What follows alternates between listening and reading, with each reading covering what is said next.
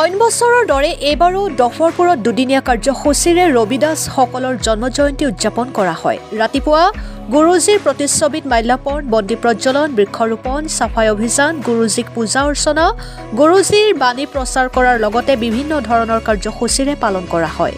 উল্লেখ্য যে ৰবিদাসসকল হৈছে অসমৰ ভিতৰত অতিকৈ পিছপৰা, কিন্তু চৰকাৰেও তেখেতসকলৰ বিভিন্ন দাবীসমূহ দাঙি ধৰি আহিছে যদিও দীৰ্ঘদিনৰে পৰা তেখেতসকলক প্ৰতাৰণা কৰি আহিছে। সেয়েহে অতি সোনকালে পিছপৰা জাতিটোৰ সমস্যাসমূহ সমাধান কৰাৰ বাবে দাবী জনোৱাৰ লগতে দফৰপুৰত স্থায়ীভাৱে ডক্টৰ ভীমৰাও আম্বেদকাৰ ভৱন নিৰ্মাণ কৰি দিয়াৰ ব্যৱস্থা কৰি দিয়াৰ বাবে অনুৰোধ জনায়।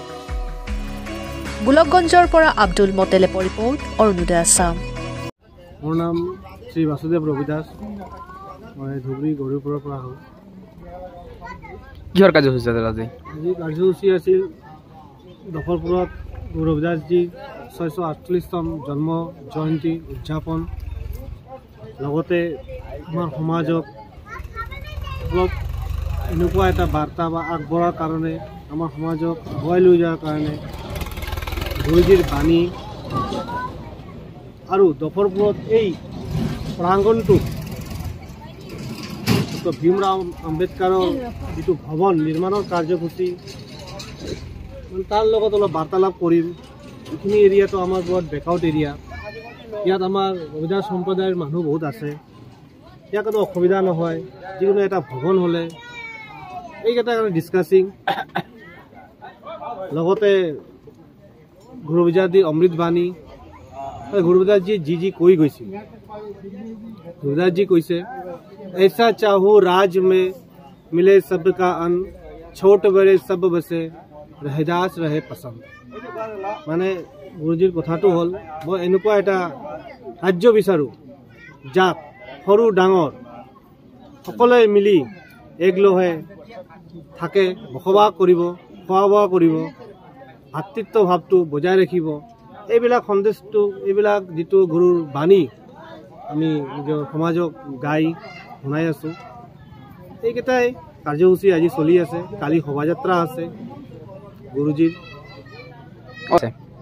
বৰ্তমান আমাৰ যিখিনি সমাজ আছে আৰু ৰাজ্যৰ আশে পাশে যিখিনি মানুহ আছে, সঁহাৰি ভালে পাইছোঁ। কাৰণ গুৰুজীক আমি বুলি নহয়, সকলো সমাজে মানে তেওঁৰ কথাত নিজৰ মত প্ৰকাশ কৰে। তেখেতৰ ভীমৰাও আম্বেদকাৰেও তেখেতৰ কথাত মত প্ৰকাশ কৰিছিল। আৰু আমাৰ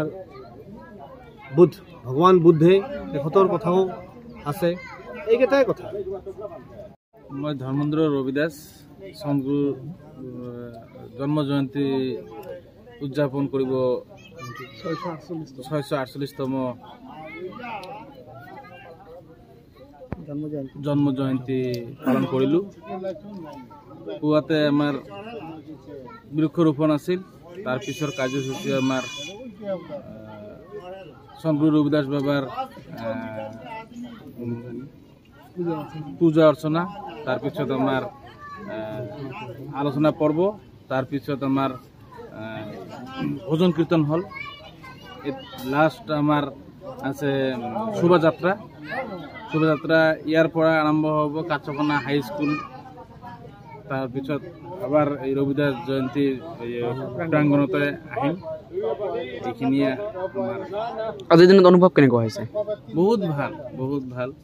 আমাৰ এই ইয়াৰ পৰা এটা আমার মানে এটা কথাই যে আমার কোনো ভেদভাব নাই, সকলে আমি মিলিজুলি এই রবিদাস জয়ন্তী পালন কৰিলোঁ। 648তম সদগুৰু ৰবিদাস জীবৰ জন্ম জয়ন্তী কাৰ্যসূচী আছে। ৰাতিপুৱা আমি বৃক্ষৰোপণ কৰিলোঁ, তাৰপিছত আমি গুৰুদেৱৰ পূজা কৰিলোঁ, গুৰুদেৱৰ বাণী প্ৰচাৰ কৰিলোঁ, তেখেতৰ আমাৰ অমৃতবাণী সেইটো আমি পাঠ কৰিলোঁ। কৰাৰ পিছত লাঞ্চ কৰিলোঁ, লাঞ্চৰ পিছত এতিয়া আমাৰ গুৰুজীৰ ওপৰত আলোচনা চক্ৰ আমাৰ চলি আছে।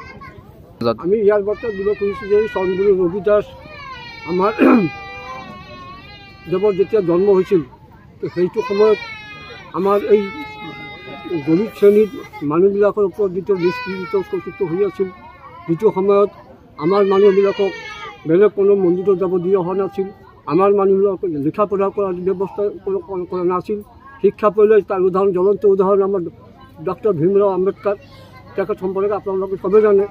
ঠিক তেখেতের বংশধর হিসাবে আমিও সেই যতটা ভুগিব লগা আছোঁ। সেই সময়তে আমাৰ চনগুৰু ৰবিদাস দেৱৰ আবিৰ্ভাৱ হৈছিল। তেখেতে তেতিয়া চিন্তা কৰিছিল যে নহয় আমাৰ এই শোষিত নিষ্পেষিত মানুহসকলক আমি একত্ৰিত কৰিব লাগিব, আৰু একত্ৰিত কৰিব গ'লে এটা বাণীৰ এটা প্ৰয়োজন আছে। এতিয়া সেই সময়ত তেখেতে মানে কোনো জাত পাত ধৰ্মৰ ঊৰ্ধত থাকি সব মানুহকে, যেনেকৈ আমাৰ মহাপুৰুষ শংকৰদেৱ, গুৰু নানকজী, কবিৰজী, তেখেতসকলৰ লগত মানৱবাদীবাদ যাকায় তেখেতে সেইটো আগত লক্ষ্য ৰাখি মানুহক প্ৰচাৰ কৰিছিল। আৰু সেই আদৰ্শৰে আদৰ্শিত হৈ আমিও যাতে দলিত সমাজ ব্যৱস্থাত যাতে আমিও সহযোগিতা কৰিব পাৰোঁ, তেখেতৰ বাণীটো যাতে আমি আমাৰ এইখন সমাজত প্ৰচাৰ কৰি আমাৰ সমাজৰ, পৰিয়ালৰ তথা দেশৰ যাতে মংগল হয়, সেই উদ্দেশ্যে সেইটোৱে আপোনালোকৰ জৰিয়তে আমি তেখেতৰ আধ্যাত্মিক ভাৱ দৰ্শনটো জনাৰ কাৰণে জনাব খুজিছোঁ।